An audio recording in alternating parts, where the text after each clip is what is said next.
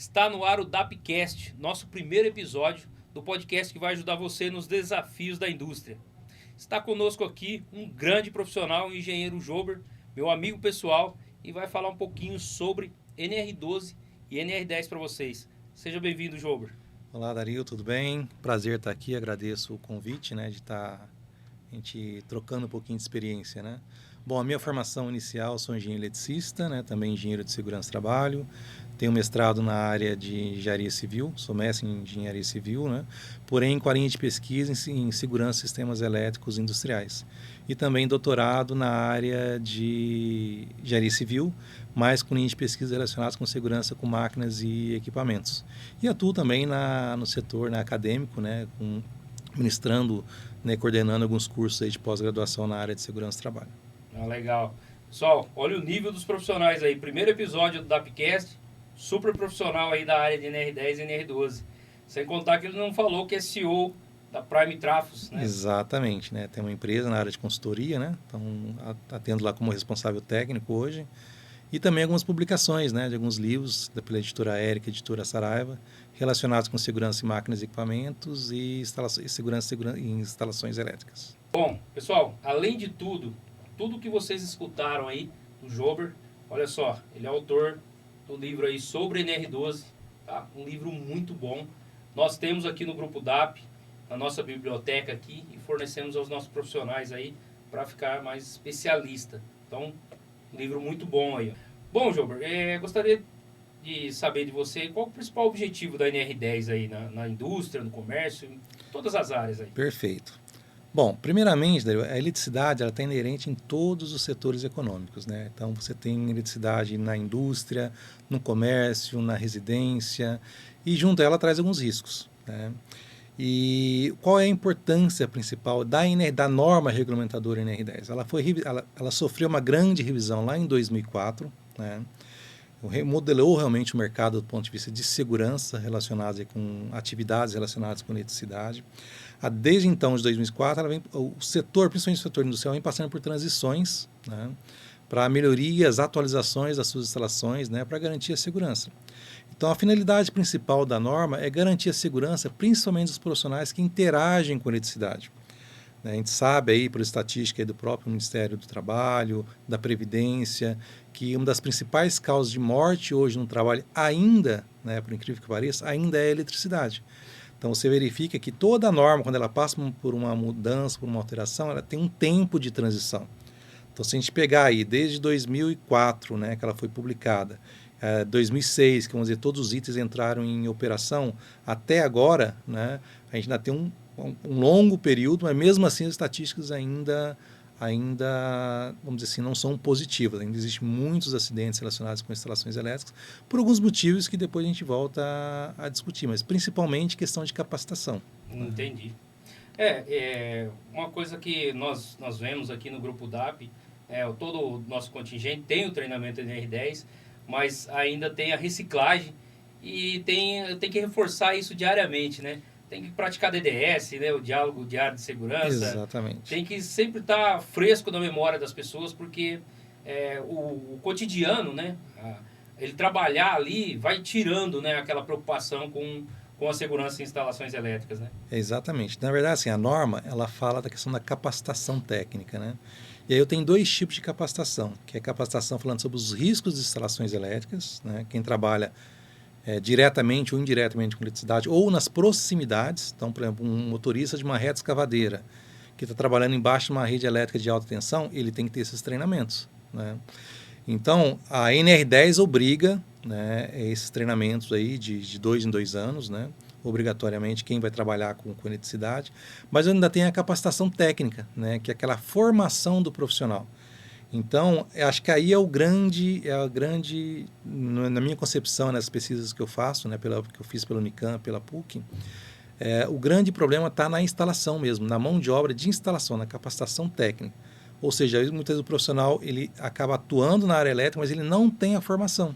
Sim. Então, ele é mecânico de uma outra área qualquer, que aprendeu algumas né, algumas atividades, né, porém ele não consegue ainda maturar a questão de dimensionamento e aprofundar um pouco mais na instalação elétrica mais segura. Por quê? Porque envolve normativo, normas técnicas, e aí a gente vê os desvios, basicamente, né? Sim. Aqueles desvios que muitas vezes a empresa investe num projeto, por exemplo, num projeto elétrico, e está lá dimensionado para aquela carga, tudo certinho, e na hora de executar, o profissional, ele acaba fazendo aquilo que é mais fácil para ele. Então, eu tenho vários circuitos, ele puxa uma fase para um outro circuito, é coisa simples. Para ele facilita muito, mas ele descaracteriza totalmente o sistema de proteção. Tudo que foi projetado Exatamente. ali, Então, existem vários desvios na execução. E quando eu falo desvios na execução, eu estou falando realmente da capacitação técnica do profissional. Né? O curso NR10 ele não forma o profissional para trabalhar em instalações elétricas. Né? Não quer dizer que eu fiz o curso de NR10 40 horas, eu posso trabalhar. Não. Né? É um curso para determinar. Você tem que fazer ele para trabalhar, né? Mas é um curso que vai te orientar quais são os riscos. Agora, para você executar qualquer atividade, você tem que fazer algum curso técnico ou curso de capacitação. Técnico em eletrônica, em eletrotécnica, ou eletricista industrial, né? Eletricista residencial, mas você tem que ter uma formação, né, em uma instituição de ensino credenciada. Ele tem que ser treinado, qualificado e habilitado. Exatamente. Né? Porque senão ele não pode exercer aquela função. A gente tem a própria norma, né, ainda fala alguns detalhes. Né? Então, se ele for só capacitado, o que é o capacitado? Aquele profissional que fez curso de pequenas durações. Né? Eu fui no Senai e fiz um curso de eletricista industrial. Esse curso não dá o direito dele solicitar o CREA, por exemplo, a carteirinha do CREA. Né? Por quê? É um curso só de capacitação. Então, a norma fala, ele pode trabalhar? Pode, desde que sob a supervisão de um profissional habilitado. Quem é esse profissional habilitado? É o profissional que é qualificado, né? Então, o profissional qualificado é aquele profissional que tem no mínimo nível técnico. Técnico em eletrônica, técnico em eletrotécnica, técnico em nutrição, por exemplo, independente da área, né? Então, se você fez algum curso técnico, você é um profissional qualificado. E para você ser habilitado, você tem que ser qualificado e registrado no conselho de classe, né, da sua categoria. Né? Então, o profissional capacitado, né, que fez aqueles cursos de pequena duração, ele pode trabalhar, mas sob a supervisão. Já o profissional que é qualificado, ele pode trabalhar sem a supervisão do profissional habilitado. Né? Nós temos aqui os treinamentos da NR10 para mecânico, para serralheiro, mas é um treinamento para que ele saiba dos riscos, né, com eletricidade. Não é um treinamento para ele fazer intervenções elétricas, porque ele não tem um treinamento para isso. Aí dentro ainda da questão da habilitação, você tem uma lei, né, do CONFEA, por exemplo. Estou entrando aqui na área de engenharia, né, das atribuições do CONFEA. Né? Então, mesmo, por exemplo, vamos imaginar um engenheiro eletricista. Dentro do engenheiro eletricista, ele tem atribuições diferentes. Né? Porque essas atribuições elas são dadas pelo conselho não em função do título que você teve. Eu fiz o curso de engenharia elétrica, engenharia eletrônica, mas sim pela grade curricular da instituição que você estudou. Então, às vezes, eu sou engenheiro eletricista, eu tenho atribuição para mexer com baixa tensão, mas não para alta tensão. Sim. Né? Então, tem todos esses detalhes. É a mesma coisa na medicina. Eu gosto de comparar as questões de atribuição profissional pela medicina. Né? Eu tenho, por exemplo, um médico... Vamos imaginar o seguinte, né? Você precisa estar numa emergência, está no hospital e precisa fazer uma cirurgia urgente na cabeça. O hospital vai te dar 3 opções. Olha, eu tenho aqui o pediatra, eu tenho aqui o neurocirurgião e eu tenho aqui o ginecologista. Com qual você vai querer fazer? Né? Com o neurocirurgião, que é especializado naquilo.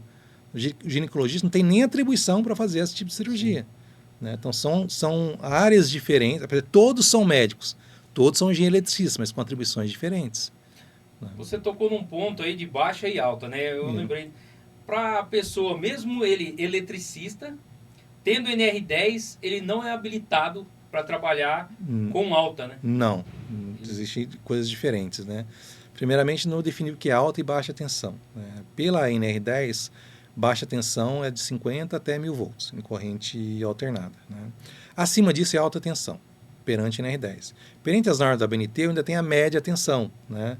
Que aí eu tenho a baixa tensão, que é de 50 a 1000 volts, e de 1000 volts até 36,4 kV, média tensão, e acima disso alta. Mas o que vale é a NR10, porque é a norma que tem, ela é soberana às normas da ABNT. Então, se ela está falando que acima de 1000 volts é alta tensão, acima de 1000 volts é alta tensão.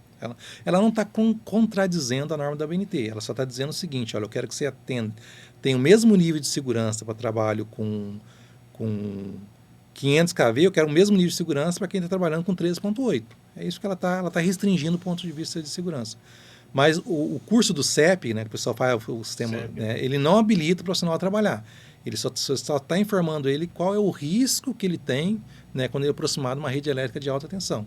Agora, se ele quer trabalhar, se ele quer atuar, intervir em instalações elétricas de alta tensão, do ponto de vista de curso técnico de qualificação, se ele fizer um curso de eletrotécnico e eletrotécnica, ele não tem restrição perante a nível de tensão. Pode trabalhar de 0 até 750 mil kV sem nenhum problema. Entendi. O técnico em eletrônica, ele pode trabalhar só com baixa tensão, até 1000 volts. Ah, mas ele não pode então interagir numa cabine primária, rearmar uma cabine primária? Pode, desde que ele receba uma capacitação técnica de um profissional habilitado, né, ensinando ou orientando ele a fazer isso. Aí esse profissional habilitado vai assinar uma RT, né, só que toda a responsabilidade passa por esse profissional habilitado. Entendi. Pessoal, um esclarecimento, tá? NR é norma regulamentadora e é do Ministério do Trabalho, tá? A NBR são as normas, tá, da ABNT, Associação Brasileira de Normas Técnicas, tá? Quando o Jober falou que uma não contradiz. Na verdade, as NRs são compostas por algumas NBRs, né? Que é a questão que eu ia tocar agora, que quais NBRs, né, compõem a NR10? Tá. É só fazendo uma introdução aqui, né? A norma regulamentadora tem poder de lei, né? Então eu sou obrigado a segui-la, né? Então, dentro da hierarquia de normas, né, tem legislações, legislação, leis, né, e assim por diante. Então, a ANR está acima das normas da ABNT. Quando é que uma norma da ABNT passa a ser obrigatória? Quando ela é citada por uma norma regulamentadora.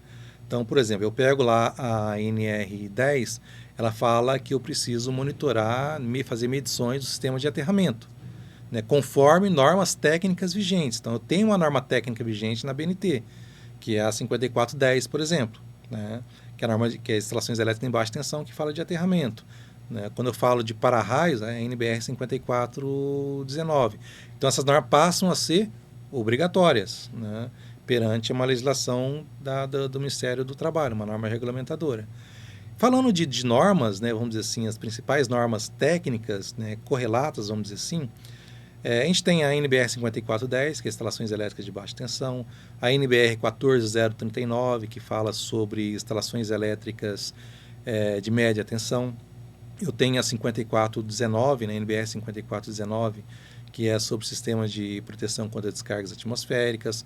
Eu tenho as normas que falam sobre a questão de áreas classificadas, né, ou áreas potencialmente explosivas, né, são as normas IEC 60079, aí tem parte 10, parte 11, parte 12, parte 13, né, então... IEC ela é uma norma nacional. É uma norma, na verdade é uma norma internacional, né, mas que ela foi harmonizada, vamos dizer assim, ou seja, eu tenho a tradução dela, né, pela ABNT, né? Então ela passa a ser uma norma ABNT, IEC, né, IEC, NBR, então ela tem né, inicialmente ela é uma norma internacional, aí, mas ela tem uma inserção no mercado brasileiro através da ABNT. Legal. Então essas, vamos dizer assim, essas seriam as principais, né? Mas é importante a gente colocar uma coisa também na 5410, que eu falei, por exemplo, lá na NR10, ela te fala da questão do aterramento, da medição do aterramento. Ok, né? Então, quando eu falo aterramento, eu estou falando da NBR 5410, também estou falando da 5419. Né? Uma acaba complementando a outra, né? Porém, tem um laudo também que é muito importante, que muitas vezes o pessoal fala, mas por que esse laudo? Ela não está descrito na NR10 especificamente, né? Que é o laudo das instalações elétricas, né? Não está diretamente, mas indiretamente está envolvido lá, porque a norma fala que a empresa tem que garantir as instalações elétricas em perfeito estado de conservação. E como é que você vai garantir, como é que você vai garantir isso? Através de um laudo, né? Um laudo de instalações elétricas. Então, sem isso, não tem como você comprovar, né? Aí esse laudo é feito conforme na NBS 5410, 14039, dependendo do nível de tensão da organização. Ah, legal. A gente está falando da NR10, é uma norma regulamentadora, né? Mas no tocante a risco, né? O que a norma, né, ela previne, na verdade? Ela prevê uma série de fatores que a gente vai comentar para frente, mas quais os riscos, né, que ela previne, Jober? Vamos lá, né? Vamos até voltar em 2004 lá, quando a norma foi atualizada, né? Até então, olha só que interessante, né? Até então, a preocupação dos profissionais na área de segurança do trabalho era voltada exclusivamente contra a prevenção de riscos de choque elétrico, né? Então, essa era a grande preocupação. Como é que eu sei disso, né? Muito simples, né? Pelos próprios equipamentos de proteção individual que eram especificados. Então, o que era especificado lá antes de 2004, vamos dizer assim? Luva isolante, capacete isolante, calçado isolante, ferramental isolante, né? Todos os dispositivos, todos os equipamentos com material isolante, né? O que é o choque elétrico? É toda vez que tem passagem da corrente elétrica pelo corpo humano, né? Então, o material isolante ele é utilizado para opor essa passagem da corrente elétrica. Então, ou seja, todos esses dispositivos que eram de proteção, né, que eram especificados, eram únicos e exclusivamente contra a proteção choque elétrico, né? Aí veio a revisão da NR10 e ela falou, pessoal, não tem só o choque elétrico, né? É um dos grandes problemas, mas eu tenho, por exemplo, o arco elétrico, né, que ninguém estava até então tomando conta disso, né, que do ponto de vista de acidente estatístico é muito pior do que o choque elétrico, né? E aí que veio as vestimentas especiais, né? Então, contra o arco elétrico. Então, hoje a gente tem as vestimentas, né, que eu tenho que tomar um certo cuidado para especificar também, porque o mercado acabou entendendo o seguinte, né? Para quem trabalha no dia a dia, eu vou comprar vestimenta de nível 2, né? E para quem entrar na cabine de nível 4. Está errado, né? É um equívoco isso aí, porque para mim especificar esse vestimenta tem que fazer um estudo, que é estudo de energia incidente, estudo de arco elétrico, que eu vou especificar painel, ponto a ponto, qual é a energia incidente, ou seja, caso ocorra um arco elétrico, qual é a temperatura que aquilo pode chegar para me especificar a vestimenta, né? E outra maneira errada do pessoal também comprar essa vestimenta. Você vai no mercado e fala o seguinte, olha, eu quero a vestimenta de nível 2. Cada fabricante tem a vestimenta de nível 2 dele é testada para um nível. Então, se você pode olhar assim, vestimenta, tá lá, né? Energia incidente, 8,2 calorias por centímetro quadrado, 7,4, 11,4, todas são de nível 2. Né? Sim. Então, se você não atende a fazer esse estudo de energia incidente ou estudo de arco elétrico, vamos dizer assim, ou o que a gente chama de ATPV, né? E eu vou ter todos os painéis, vou imaginar que eu tenho 30 painéis na minha unidade industrial, né? Cada um vai ter um nível diferente. Então, um deu lá 7, 8 o outro deu 9 e um deu 11. E se eu for no mercado, vou comprar vestimento de nível 2, você vai ter 3 preços, né? Um de valor X, outro 2X ou 3X, né? Só que aquele de X, eu vou comprar mais barato, né? Ele protege até 8,2 calorias por centímetro quadrado. Então, só que lá na sua instalação você tem um painel que tem 11,4. Então, você não está protegendo, você comprou errado, você foi somente pelo preço, né? E só para entender um pouquinho essa questão do ATPV, né? A pele humana suporta 1,2 calorias por centímetro quadrado. Acima disso, começa a queimadura. Então, fazendo uma analogia bem didática, né? Então, imaginar que eu comprei uma vestimenta de 11,4 calorias por centímetro quadrado. É como se eu pegasse a minha pele e engrossasse ela 11 vezes. Então, essa é a proteção que essa vestimenta está fazendo. Quando eu compro a vestimenta de nível 4, que é aquela de 40, né, calorias por centímetro quadrado, é como se eu pegasse a minha pele e engrossasse ela 40 vezes. Essa é a proteção que eu estou, né, proporcionando aí para o profissional, né? E aí eu ainda tenho outros riscos, né? Eu tenho riscos, por exemplo, relacionados com o campo eletromagnético, né? Eu tenho riscos adicionais, né? Trabalho, que a própria norma trata o assunto, né? Então, trabalho em altura, espaços confinados. Então, às vezes, eu trabalho em altura, o cara vai trocar uma lâmpada, tem um perfilado, e aquele perfilado, o cabo está ali dentro, está com isolação danificada. Então, o cara encosta, leva o choque. Às vezes, ele não morre do choque, mas morre da queda. Sim, né? Então, sim, são os exatamente. riscos adicionais aí, né, que a NR10 já prevê isso, né, e que a gente tem que ficar atento também numa avaliação de risco. Sim. Por falar em profissional, um assunto um pouco polêmico aí para a gente debater, né? Falamos da vestimenta e tudo. Vamos falar um pouquinho do treinamento um pouco mais para frente, mas o profissional, né? O profissional que ele é treinado, qualificado e habilitado. Tá. Né?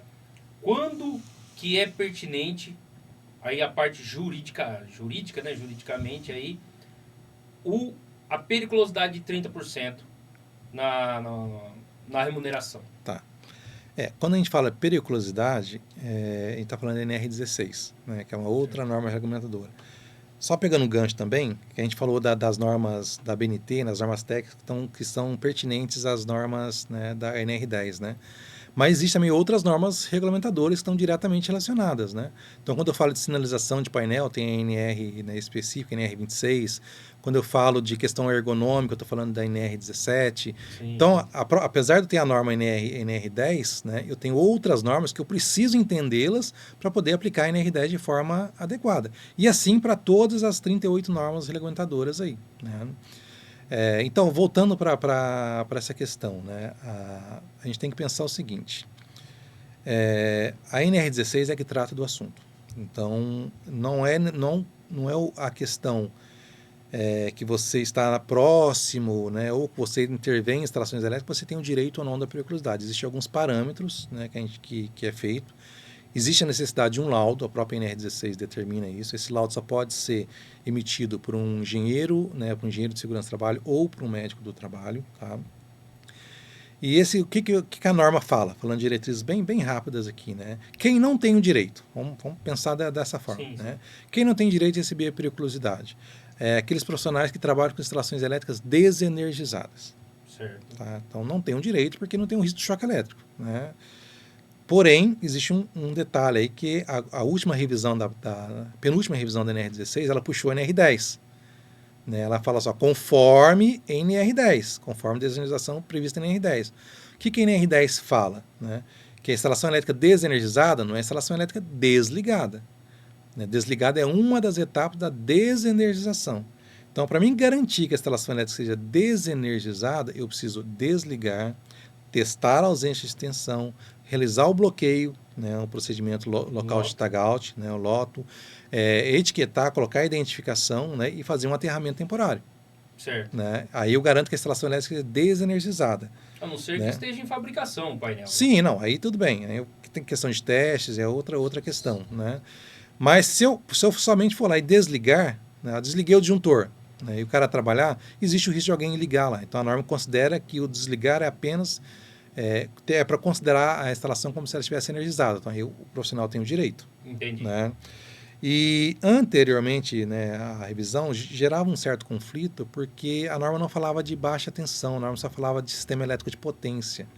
Então quem trabalha com baixa tensão tem direito, não tem, com alta tensão com baixa tensão tem direito, não tem, sempre surgia essas... Né, o judiciário entendia que sim, né?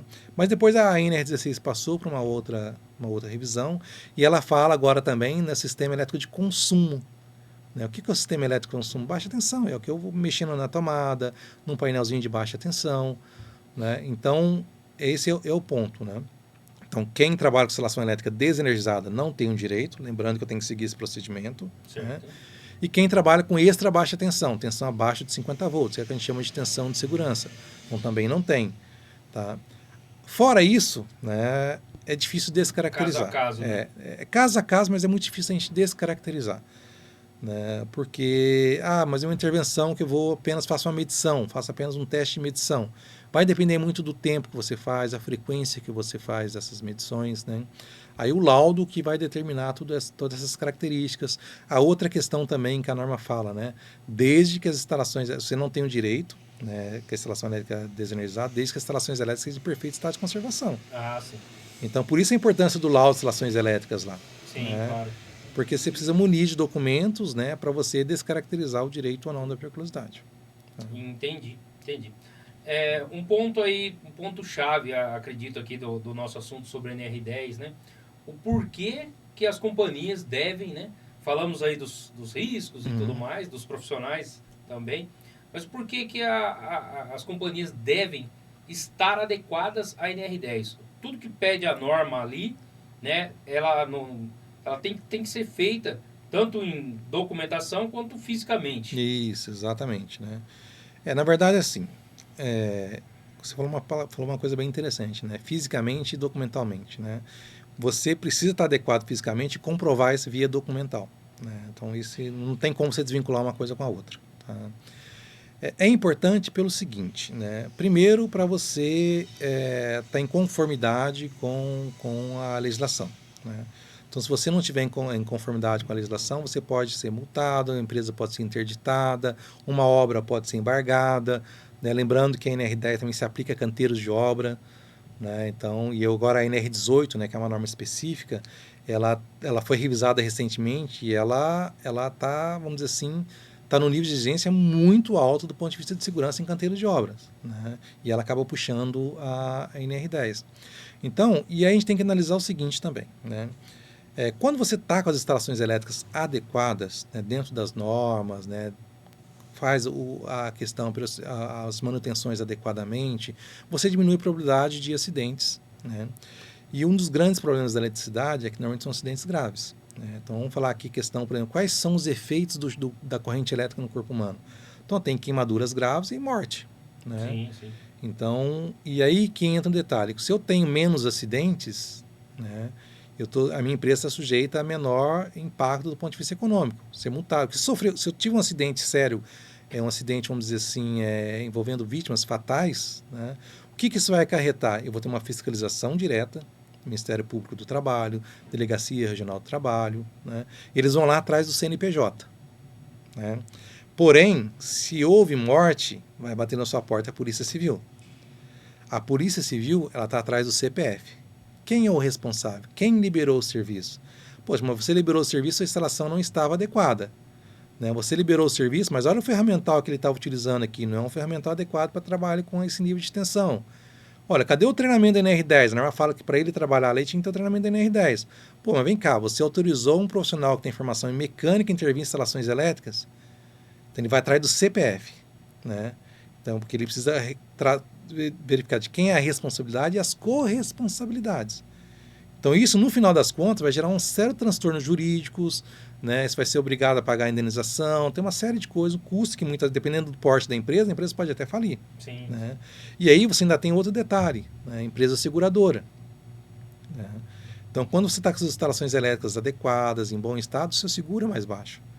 Né? A empresa seguradora vai saber disso? Ela vai pedir a documentação. Cadê o laudo de instalações elétricas, laudo de para-raio? Né? Ah, tá tudo ok, não sei o quê. Então, o seu custo cai. Né? Só pegando um gancho, há casos da seguradora não pagar a parte do segurado aí por causa das instalações? Já participei de algumas brigas aí, alguns processos bem interessantes referente a isso, né? Porque uma coisa que a gente tem que tomar muito cuidado, muitas vezes a seguradora, né, o cara que vai lá vender o seguro, o interesse dele é vender o seguro, né? Mas quando acontece o sinistro, vai ao especialista, né? Por isso que é importante estar todo adequado. Porque aconteceu, vamos colocar o para-raio, né, o raio que é o mais comum, vamos dizer assim, né? Sim. Queima de equipamentos, então queimou um equipamento caro, você foi lá, acionou a seguradora, né? A seguradora vai lá e fala, tudo bem, né? Mas eu estou vendo aqui que a sua instalação elétrica está não conforme a NBS 5410. Então, tem uma cláusulazinha lá no meu contrato, pequenininho, que você não leu, passou desapercebido, que está falando que a indenização desde que as instalações estejam conforme as normas, né, as normas vigentes. E não está. Aí é a briga jurídica. Você pode até conseguir esse valor, mas juridicamente. Né, juridicamente. Da mesma forma da questão das instalações elétricas. Pegou fogo, né, princípio de incêndio, e cabe a gente reforçar aqui, né, isso é estatística do Corpo de Bombeiros do Estado de São Paulo, né, que a segunda maior causa de incêndio no Brasil, né, no geral, né, mas no Estado de São Paulo, está relacionado com instalações elétricas. Né. Eu diria, falo segunda, porque a primeira são incêndios provocados. Tá, aqueles incêndios em pastagem, beira de rodovia, né? Mas se eu pegar do ponto de vista de sinistro, né, a primeira causa de incêndio, o princípio de incêndio, né, está relacionado com instalações elétricas. Então aí a importância, né, de você ter a documentação, ter o laudo, fazer as adequações e assim por diante. Bom, agora eu queria saber aí, Jober, para ajudar os nossos inscritos aí e não inscritos, se não está inscrito no canal, ó, aproveita, hein? Ó, da Upcast aqui, ó, profissional igual esse aí, ó, vai ter muitos outros aqui. Primeiro episódio, o Jober já colocando tudo para você aqui sobre NR10 e NR12, então importante que você já faça a sua inscrição aí. Qual o caminho para passar para o pessoal aí que quer se adequar, né? Qual o caminho a seguir aí, um passo a passo para o pessoal fazer aí, já está adequado dentro da norma e sem dor de cabeça? Tá. Bom, vamos lá. Sempre inicio com a parte documental, né? Então eu preciso entender o que eu tenho, né, para depois poder montar um plano de ação adequado, né? E isso envolve investimento, né? Então a gente sabe que não é barato, né? E instalações elétricas ainda a gente tem um outro agravante, né? Porque eu não consigo parar em qualquer momento. Né? Eu preciso adequar um painel. Não dá para desligar simplesmente o painel, porque aquele painel é o painel principal de uma unidade de fabricação. Então, se eu parar o painel, fico sem energia, não vou produzir, não vou vender, não vou ter produto para vender, não vou atender meu cliente, uma série de outros requisitos aí. Né? Então, dentro da própria NR10, ela fala que eu preciso compor o prontuário de instalações elétricas. Né? Então, esse é o primeiro momento, que é a parte documental. Esse prontuário, qual é a finalidade do prontuário? Nada mais é do que unificar toda a documentação que eu tenho da parte elétrica num único local, para facilitar. Porque o que acontecia antes? Eu tinha vários documentos, às vezes a empresa tinha vários documentos, né? Mas estavam dispersos com uma área. Às vezes o cara da qualidade, né, às vezes o pessoal da contabilidade cuidava do laudo de para-raio, porque é a seguradora que pedia. Né? Então, as documentações estavam, vamos dizer assim, né, dispersas dentro de uma unidade fabril ou dentro de um estabelecimento. Né? Está falando industrial aqui, mas isso também se aplica a grandes estabelecimentos comerciais. Sim, né? sim. Onde eu tenho eletricidade e tenho um funcionário, pelo menos, registrado, todas as normas regulamentadoras, né, elas se aplicam. Tá? As normas regulamentadoras se aplicam basicamente em empresas que têm pelo menos um funcionário em regime CLT. Né? Lógico que nem todas vão se aplicar àquele estabelecimento, mas é um ponto importante aí. Então, eu diria, né, a primeira parte seria realmente a montagem desse prontuário. Tá? Esse prontuário, ele me pede alguns documentos importantes, né, que vai me servir como base para identificar, vamos dizer, para mapear quais são as minhas não conformidades das minhas instalações elétricas e gerar um plano de ação para adequar, seja ele a curto, médio ou longo prazo. Né? E isso é importante também, essa questão do cronograma, principalmente para fiscalização. Logo a gente acaba fechando o assunto com isso aí. Né? Mas assim, dentro do prontuário, né, o que a norma pede? Tem que ter os procedimentos. Então agora, né, a própria NR10 te fala que eu preciso, todas as intervenções de instalações elétricas, eu tenho que ter procedimentos descritos, elaborados por profissional habilitado. Se eu troco luminária, tem que ter um procedimento passo a passo. Eu costumo dividir os procedimentos em dois modelos de procedimento. Procedimento básico e procedimentos específicos. Os procedimentos básicos são aqueles que eu vou utilizar para tudo. Por exemplo, eu vou trocar uma luminária, trocar um disjuntor, eu vou usar o procedimento eu preciso desenergizar, preciso isolar a área, preciso sinalizar. Então, esses são os procedimentos básicos que eu vou utilizar gerais. E os procedimentos específicos são aqueles que específicos para a atividade, né? Troca de luminária, troca de um motor, troca de um interruptor. Né? Então, eu preciso criar esse procedimento. Preciso criar todos os procedimentos ao mesmo tempo? Não há essa necessidade. Conforme você vai... Olha, preciso trocar o motor. Tem procedimento para isso hoje? Não tenho. Né? Então, vamos lá. Né? Equipe, vai lá trocar o procedimento e vai anotando. Anota passo a passo como é que é feito. Todo mundo anotou, chama a equipe. Pessoal, a gente tem esse passo a passo aqui para trocar motor. Todo mundo concorda? Todo mundo concorda. Então, tudo bem. Então, a partir de agora, esse é o procedimento. Todo mundo tem que seguir esse procedimento aqui. Todo mundo assina, termo de ciência, porque você precisa documentar tudo. Né? Então, procedimento, você precisa ter o laudo de para-raio, laudo de aterramento de painéis elétricos. Né? Esse aterramento depois acaba envolvendo lá também nas máquinas e equipamentos, né? Na NR12. Né? Então, por exemplo, o laudo do para-raio, ele vai me falar o que está não conforme. Então, se eu tenho não conformidade, vou gerar um plano de ação para adequar. Laudo das instalações elétricas, né? Eu preciso unificar, na verdade, né? Certificados de equipamentos que estão em áreas classificadas. Então, para mim ter esses certificados, para saber se esses certificados estão corretos, eu preciso ter o estudo de área classificada. A norma não te fala de estudo de área classificada. Ela te fala apenas que você tem que pegar os certificados de um motor que está numa área classificada ou de uma luminária e colocar no prontuário. Né? Então, mas para nem saber se aquele certificado está correto, eu preciso do estudo de área classificada. É a NR20 que te pede esse estudo.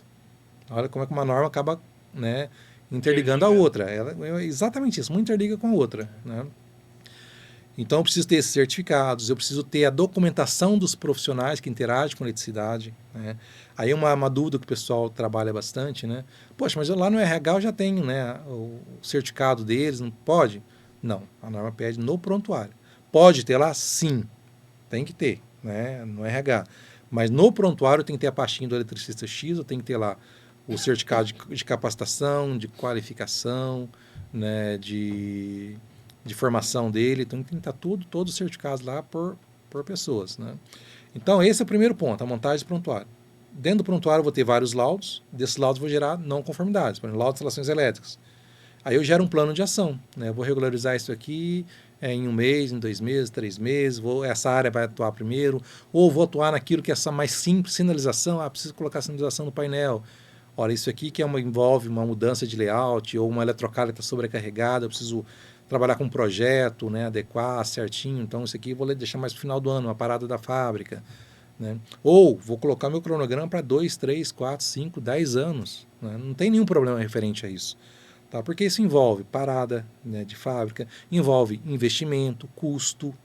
Então não é de uma hora para outra. Por isso que se a gente analisar a norma, foi a partir de 2006, entrou todos os itens em vigor e ainda as empresas estão se regularizando nisso. Só né? um ponto, né? O cronograma da NR10, né? Esse cronograma que a gente pode... ele precisa ser registrado no Ministério do Trabalho também ou não? Não há necessidade de registro. Né? Tá. Existem 2 formas de a gente atuar com o Ministério aí. Né? Mas o mais importante é você ter esse cronograma, esse plano de ação. Por Certo. quê? Chegou amanhã uma fiscalização ou aconteceu um acidente, alguma coisa, vamos dizer o seguinte, né? Amanhã vai chegar uma fiscalização, olha, sua instalação vai pedir o laudo. Bom, mas está com série de não conformidades. Né? Você falar, sim, eu tenho essas não conformidades, mas está aqui meu plano de ação, já estou tomando essas ações. Eu não negligenciei, né? Eu já identifiquei e estou tomando uma ação. Né? Que ele vai argumentar é o seguinte, então, mas para 10 anos, né, é muito longo. Então eu quero que você, por exemplo, é uma questão de negociação. Tudo que é risco grave aqui, que eu estou vendo aqui, que foi classificado como um risco significativo ou alto, eu quero que você vai adequar isso aqui no máximo em 2 anos. Aí ele vai te acompanhar, você vai assinar um termo de ajuste de conduta, né?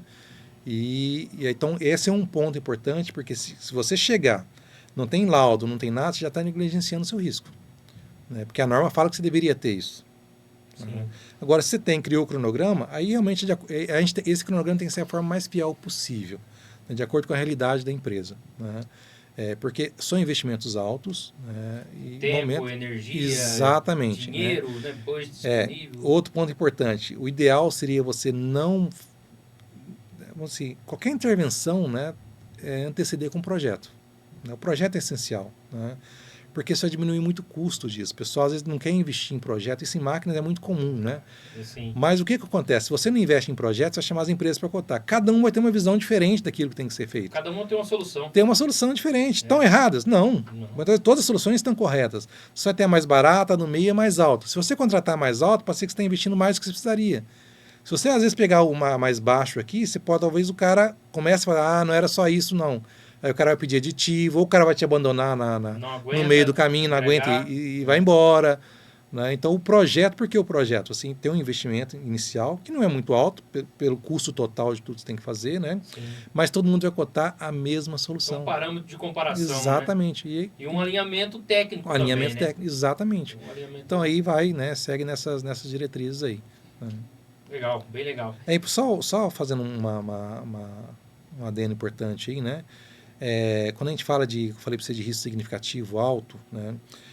Hoje a gente tem que ter a norma ISO 45000, que é a norma, né, que fala sobre a segurança do trabalho, né? E muitas vezes esses laudos a gente tem que atender, as empresas são certificadas, ela tem que atender alguns requisitos aí da ISO 45000. Então, existem várias metodologias de análise de risco para determinar se uma instalação, uma máquina, né, se ela é perigosa, se o risco é alto, baixo, significativo. Né? Em instalações elétricas, existe um método ERA, que a gente chama, né, que é um método específico para instalações elétricas, Né? Qual a vantagem desse método perante o outro? Só para vocês entenderem aqui. Ele trabalha com várias variáveis. Né? Mas se eu abrir um painel hoje, né, e olhar lá que o barramento é exposto, qualquer metodologia que eu utilizar, ela vai dar com risco alto ou extremo. Porque o barramento é exposto, alguém pode encostar a qualquer hora ali, risco de morte. Né? O método ERA é mais realista, ela vai levar em algumas considerações. Ele vai falar, o barramento está exposto, é uma não conformidade. Né? Mas o pessoal é uma sala fechada, o pessoal entra aqui uma vez por mês. E quem entra aqui é somente profissional qualificado. Né? Foi treinado, ele vai pegando alguns outros requisitos. Né? Então, no final das contas, aquilo que para uma analogia é um risco extremo, talvez para o método ERA é um risco mais real, um risco moderado, um risco significativo. Tá? Não quer dizer que você não vai ter que tomar ação, sim, mas o risco extremo, por exemplo, muitas vezes você tem que parar a operação, interditar. Uhum. Então, mais ou menos essa é a lógica. Beleza, e para ajudar aí nossa audiência aí, que a Prime Trafos oferece aí de serviços para ajudar o pessoal aí estar dentro da norma, ou pelo menos, né, ter um planejamento, Sim. ter um plano de ação e as etapas aí para ir, né, cumprindo conforme o budget disponível, conforme parada de máquina, ou parada de instalação, que seja. A Prime Trafos, ela traz uma solução completa do ponto de vista NR10, da parte documental, né? Então a gente a empresa elabora todos os tipos de laudos, né? Então, nossas instalações elétricas, laudo de SPDA, laudo de aterramento, termografia, né? Além disso aí também a gente trabalha agora, entrou com um novo serviço no mercado, que é a análise de vibração ocupacional, né? Que é para atender, por exemplo, a NR17, né? Então, NR17, NR11, vamos dizer assim, né? E também a gente está agora com uma parceria com a Universidade Federal de Minas, né? Que é para a Universidade Federal de São João del Rei, na verdade, que a gente trabalha a questão da medição de campo eletromagnético, que é uma coisa bem específica, né? Para subestações, para ambientes, por exemplo, de máquinas e equipamentos. Então, se a máquina emite um campo eletromagnético, né? Então tem uma legislação federal que fala que eu preciso medir esse campo, né? Por quê? Porque dependendo da exposição do profissional nesse campo, se o cara tem marca-passo, né, isso pode causar algum tipo de... Não preciso mais de um condutor, né? Isso pode gerar algum problema. Então é interessante mapear isso, né? Então tem uma legislação específica que fala isso, apesar de não é muito comentado no dia a dia, até mesmo os profissionais na área de segurança, né, trabalho, poucos sabem disso, né? E a gente é uma das poucas empresas hoje no Brasil que tem esse equipamento, né, para poder fazer esse tipo de medição. Além de treinamentos, né, todos os treinamentos voltados para NR10, NR12 e outras normas regulamentadoras. Mas a gente está aí, né, está à disposição para ajudar, né. A gente não trabalha com adequação, mas a gente tem os parceiros, né, como a DAP aí, né, que acabam complementando esse know-how aí de soluções. Sim. Lembrando, pessoal, que a Prime Trafos aí, ela empresa completa, né, na consultoria da NR10, e o grupo DAP aí, a segunda etapa, pode ajudar você nas adequações aí da NR10. Tá legal? Bom, agora vamos falar um pouquinho da NR12, né, para complementar aí nosso DAPcast. Bom, quais são os principais requisitos da norma NR12 aí para garantir, né, a saúde e integridade física dos colaboradores aí? Ela veio para contribuir realmente, né, para aumentar a segurança, diminuir o risco, na verdade, né, de operação, não só de operação, né, mas de toda a interação, né, com a máquina e o equipamento, né.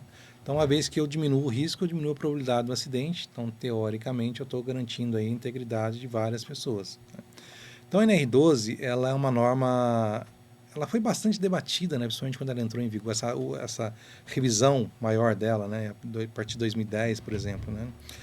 Então, ela foi bastante debatida porque o custo era muito alto, né, o pessoal pegou muito na questão do porquê esse nível de exigência, né, e aí a gente começa a entrar, muitas vezes, quando a gente começa a analisar a questão de segurança do trabalho, né, percepção de risco, eu diria, na verdade, segurança do trabalho, né, de outros países, principalmente nos Estados Unidos e no mercado europeu, asiático, né, que não tem esse mesmo nível, né, de exigência que a NR12 pede, né. Porém, lá eles têm eles estão, vamos dizer assim, um passo à frente que nós aqui, que é do ponto de vista operacional, do ponto de vista de procedimental, né. Então, lá os desvios são mínimos, né, e aí, no Brasil, infelizmente, né, a norma chegou a um nível de detalhamento muito alto, vamos dizer assim, do ponto de vista de segurança, exatamente porque existem desvios, né. Talvez por uma deficiência na instrução exatamente, da mão de obra, né?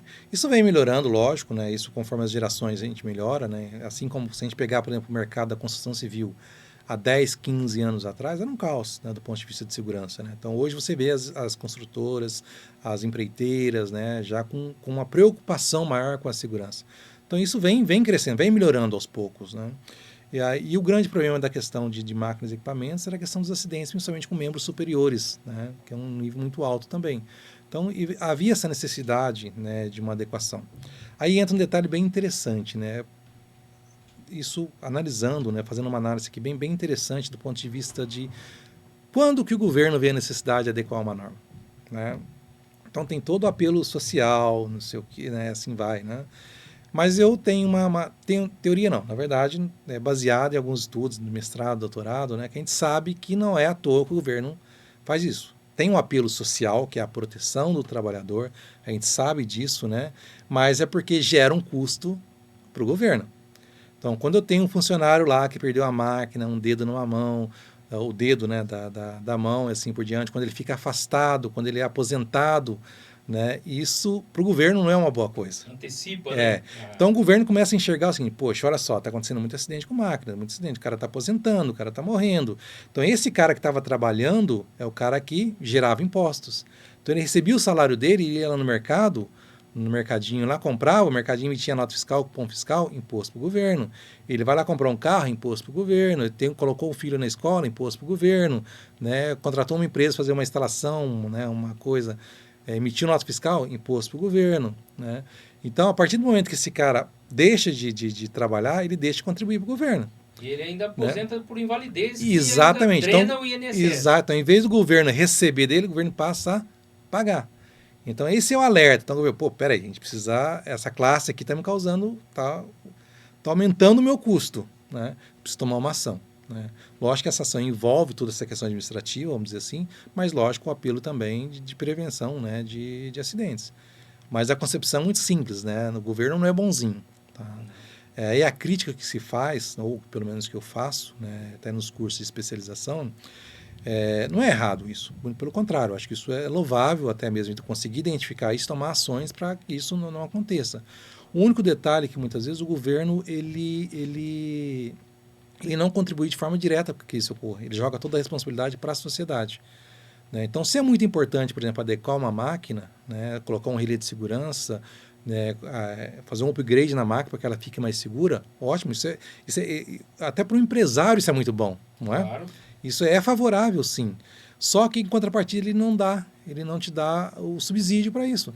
Bom, se tem que ter um treinamento para operar a máquina, então, se a empresa contratar um treinamento para a NR12, então, vamos dizer, o imposto para esse treinamento, se ele dá um subsídio, fica mais baixo. Fica mais barato para todo mundo.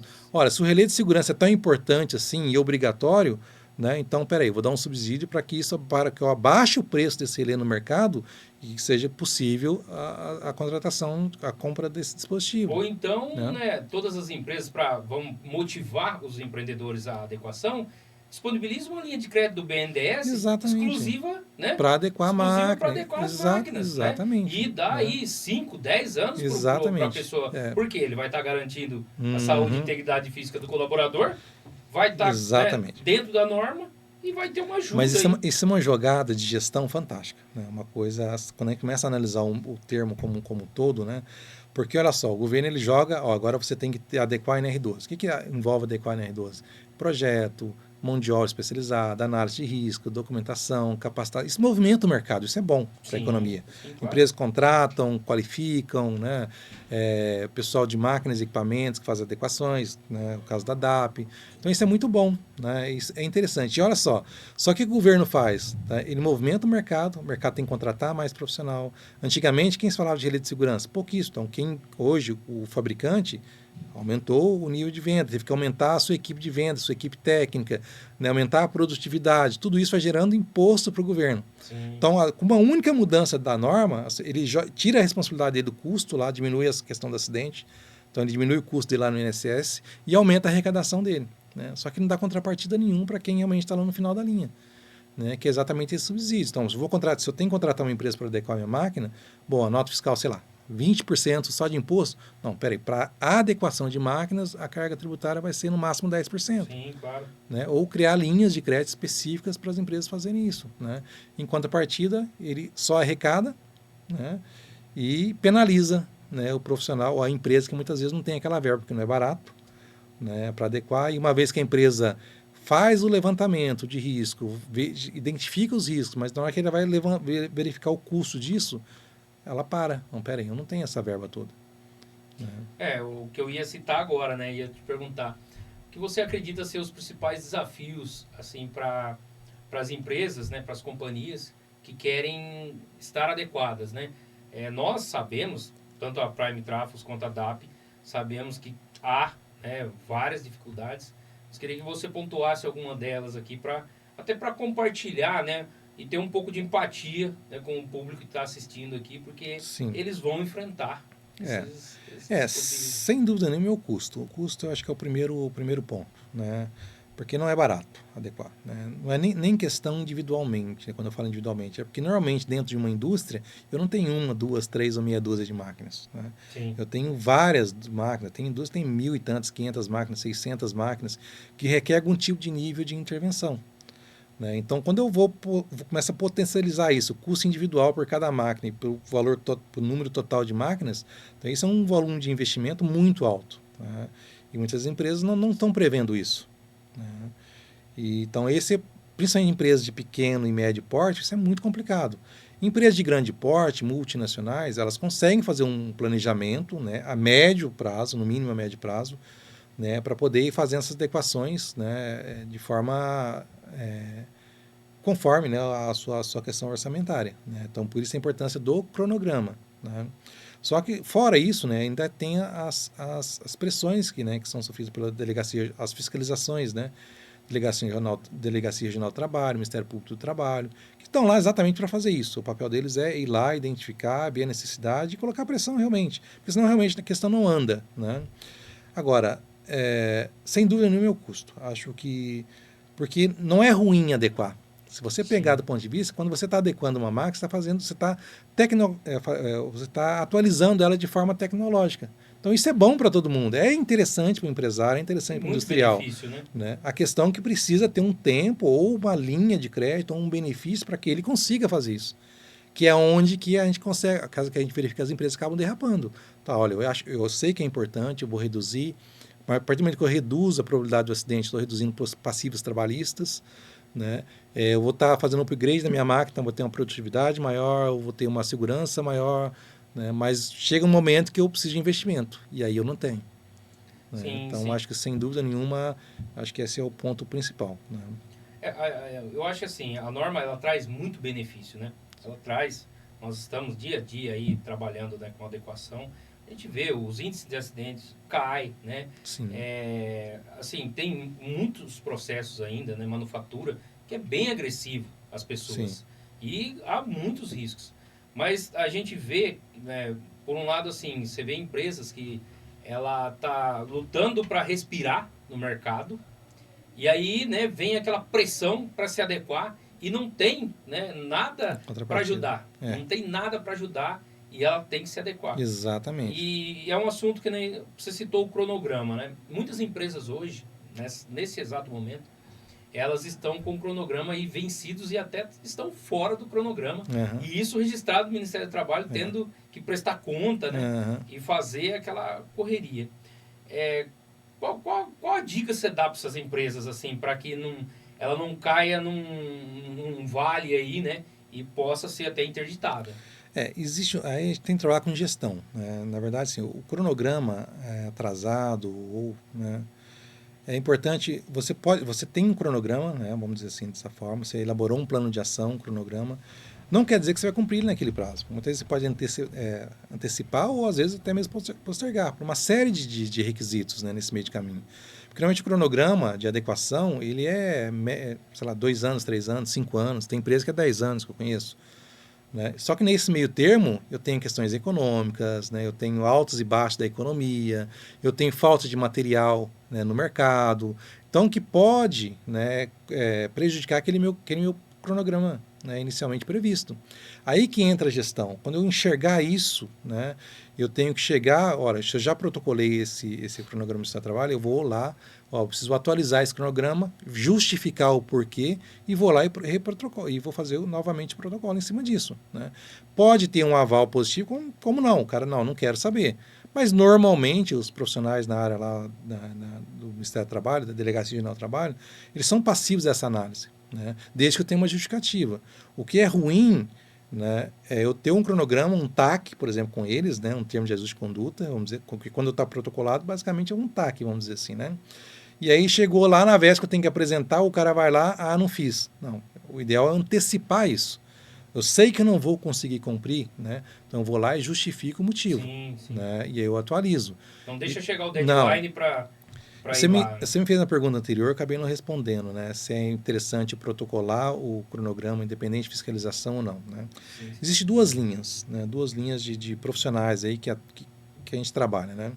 Eu conheço empresas que eu acho até interessante, na verdade, né? Então, ela conseguiu a verba, ela já mapeou os riscos através de análise de risco e ela vai fazer as adequações. Então, ela já vai antecipar isso, ela vai lá no Ministério do Trabalho, olha, eu identifiquei os riscos, está aqui minhas análises de risco, meu cronograma de ação. Ou seja, isso é muito bem visto, né?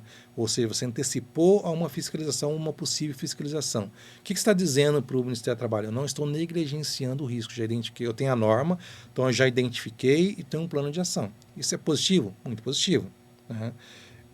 Se porventura, nesse período está adequando, acontecer um acidente de trabalho, né, isso vai muito a favor da empresa, né, porque a empresa já protocolou, olha, aconteceu acidente, né, infelizmente essa máquina, a adequação dela estava prevista para junho, o acidente aconteceu agora em maio, mas você pode ver lá que eu já antecipei, que já tinha identificado, ou seja, eu não negligenciei o risco dessa máquina, só que o acidente aconteceu, porque o acidente não tem hora, não tem momento, não tem, né, para acontecer, né. Então, quer dizer que isso vai tirar a responsabilidade da empresa? Não, não vai, né? Mas isso é bem visto, né? Então, esse é um ponto. Porém, tem uma linha de profissionais que não... não, se eu for lá e já falar para o cara que está tudo errado, eu vou forçar o fiscal a ir lá na minha empresa. Tem essa linha? Tem. Existe essa possibilidade? Existe, né? Mas se você já identificou o risco, já fez análise de risco, já gerou um programa, ação, né? Independente se o cara for lá ou não, faz nenhuma diferença. Sim, claro. Né? Então, isso é muito assim, vai muito de gestão a escolha de fazer isso ou não, né? Mas eu sei que geralmente o pessoal prefere não antecipar isso. Sim, sim. Não antecipar. Não quer mexer no desespero. Exatamente. Bom, nós estávamos falando aqui antes do podcast, batendo um papo sobre a norma e falando que não é só adequar o equipamento, que a empresa está toda adequada, né? Isso. E nesse contratempo, né, você citou até que o pessoal, né, tanto os Estados Unidos quanto a Europa, estão um passo à frente quanto à segurança e tal. E a norma, tanto a europeia quanto a americana, não engessa tanto o processo quanto a NR12.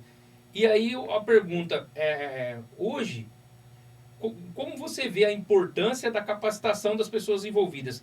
Não só da adequação do equipamento, mas uma melhor instrução, né? Tanto sobre a norma, quanto da operação mesmo do equipamento. Sim, quando a gente fala de prevenção de acidente, né, diminuição de acidentes, vamos dizer assim, passa por todo um processo, né? Então, eu tenho desde a parte de gestão, investimento, capacitação do profissional, conscientização desses profissionais.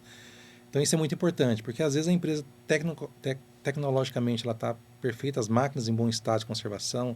Então, quando você pega por empresas farmacêuticas, né, que eu tenho a própria Anvisa, que tem as diretrizes, né, RDC específicas para as máquinas e equipamentos, né, que as máquinas já têm que ser homologados por Inmetro, já tem algumas diretrizes de segurança muito à frente do que a indústria convencional. Sim, sim. Né? E mesmo assim os acidentes acontecem. Né? CRF tem uma norma também. Tem várias normas, né? Esse é um ponto importante também na questão da norma regulamentadora.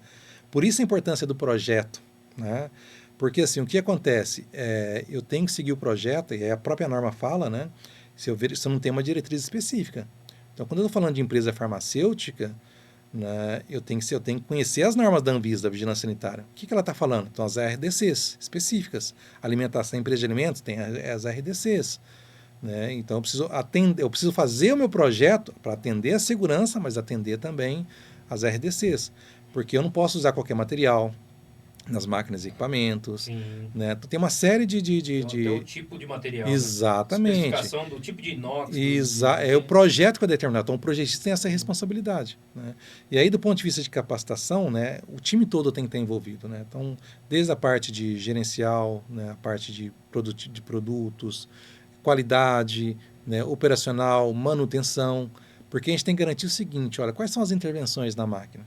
Que tipo de intervenção tem? Eu tenho a parte operacional, mas eu tenho ajuste, eu tenho troca de molde, eu tenho alimentação dessa máquina, eu tenho uma coleta do material para ir para controle de qualidade, né? Eu tenho eu tenho manutenção preditiva, manutenção corretiva, manutenção preventiva. Então, mapeei todas essas intervenções, né? Então, beleza. Então, agora eu vou ver o projeto para poder atender o máximo possível todas elas. Pode ser que eu consiga, né, utilizar 100%, né, vamos dizer assim, o acesso de um operador, mas não 100% da manutenção. Então, vou continuar tendo risco residual.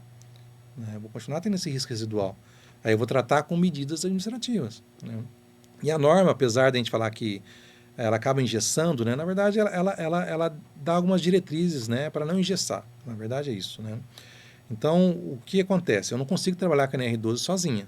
A NR12, eu costumo falar o seguinte, quando você só lê a norma, se é só um leitor de norma, você está sujeito a cometer uma série de equívocos. Né? Uma série de equívocos. Porque por trás daquela norma lá, eu tenho várias diretrizes, normas, legislações, procedimentos, tudo por trás daquilo lá. Né? Então, quando a norma fala assim, olha, as máquinas têm que estar adequadas à NR12, a NR12 puxa para a norma ABNT ISO 2100. Ela está falando essa 2100 que ela fala para mim, como que eu vou fazer essa metodologia de análise. Né? E ela fala o seguinte, olha, eu preciso tomar isso, eu preciso tomar minhas ações, né, levando em consideração custo e produtividade. Então não adianta nada eu investir milhões numa máquina, né, e a minha produtividade cair. Porque a gente sabe que em algum momento alguém vai desbloquear uma proteção para burlar para poder produzir mais. Né? Então, e aí que entra o projeto. Né? Então, muitas vezes eu não necessariamente preciso apenas em proteções físicas, né? Mas eu tenho a questão, eu vou entrar para a questão operacional, a questão de procedimentos, medidas administrativas, né? Complementar em função disso aí. Mas aí cada caso é um caso. Né? Sim. Uma outra coisa que o pessoal não consegue entender também às vezes eu estou analisando uma máquina num cliente X e deu um risco alto. Aí eu analiso essa mesma máquina, às vezes no mesmo cliente ou em outro cliente, a mesma marca, mesmo fabricante, deu um risco significativo, um risco mais baixo. Pô, mas é a mesma máquina. Né? Porque dentro da análise de risco a gente faria outros fatores. O risco inerente da máquina é o mesmo, mas chego num cliente onde o cara não é treinado, não é capacitado, a gente já viu lá que o cara não está usando IPI corretamente, o processo, inteiro, né? Ali eu tenho fluxo de empilhadeira próximo da máquina, riscos adicionais, então o risco é um. Né? Manutenção, quem faz manutenção? A manutenção da máquina é a minha equipe de manutenção. Qual é a qualificação deles? É tudo mecânico, mas quando precisa mexer na parte elétrica? Não, o pessoal mesmo faz, não é um profissional capacitado. Sim. Então quando a gente vai jogando isso na análise de risco, o risco vai aumentando. Né? O próprio layout em que a máquina está montada já gera um risco. Já gera um risco. É a mesma máquina, mas ele está num layout seguro e a outra não está num layout seguro. Então, existem vários parâmetros que devem ser analisados. Né? E aí a tomada de ação, a tomada de decisão, qual vai ser a melhor solução. Né? Às vezes eu tenho que, vou ter que investir em dispositivo optoeletrônico, porque aqui todo mundo mexe na máquina, todo mundo está próximo. Não, aqui eu tenho procedimento, somente a equipe tal entra, somente não sei o quê. Então, peraí. Então, eu posso ir até isso aqui com nível de dispositivos optoeletrônicos, tem um custo, né? Daqui para cá é medida administrativa. Sim. Né? Que vai barateando o custo. Né? O grau de instrução também da equipe, né? Ele é muito importante. É muito importante e ele te fornece uma segurança até para a pessoa que vai fazer a apreciação de risco, né? Sim. Ela vê o grau de instrução ali e ela sente o processo, né? Então, ele vai avaliar como um todo ali. Como um todo, exatamente. Essa avaliação tem que ser como um todo, né?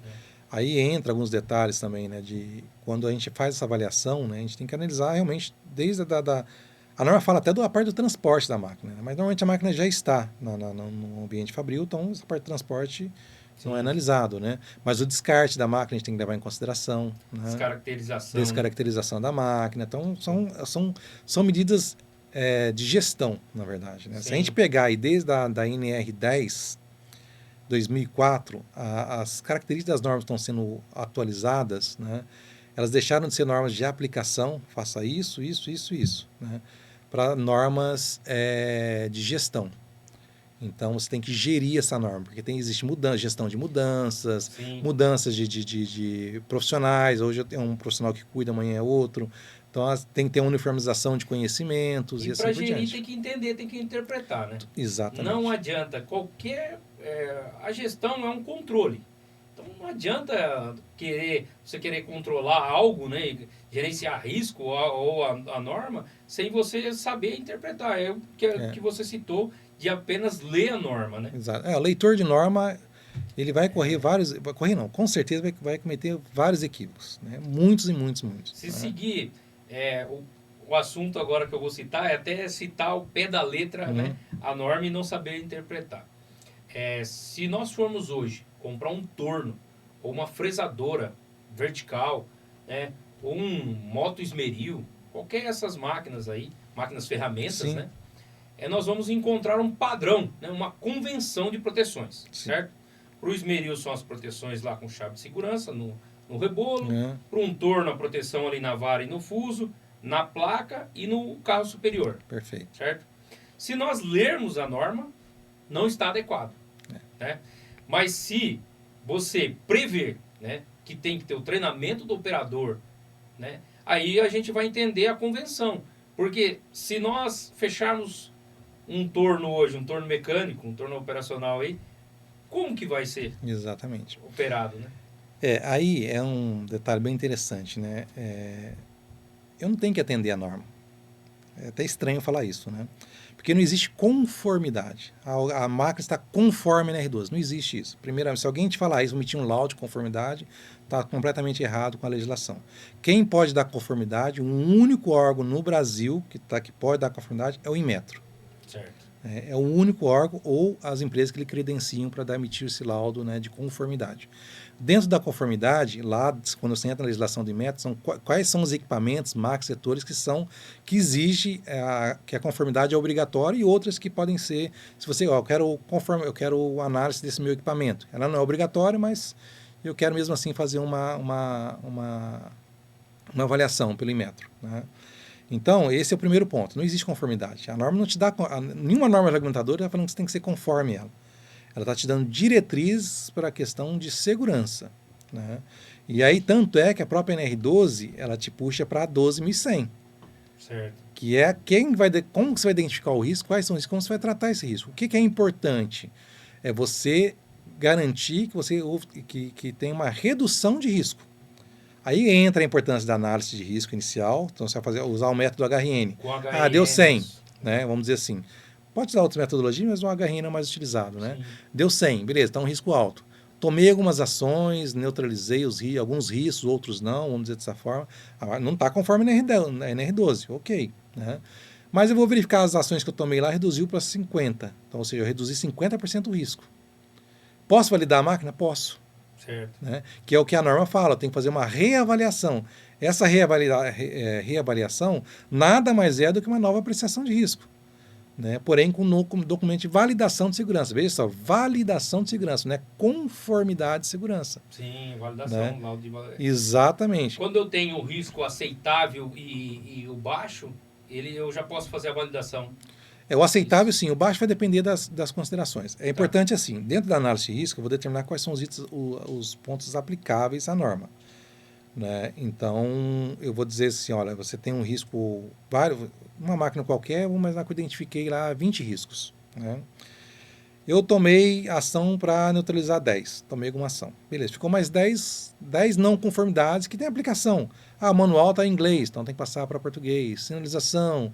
Não, olha, eu não tomei essas ações ainda, né? Vou ter que tomar? Em algum momento, sim, porque a análise de risco apontou que é obrigatório, né? Então, o engenheiro que vai analisar isso é obrigatório, não, né?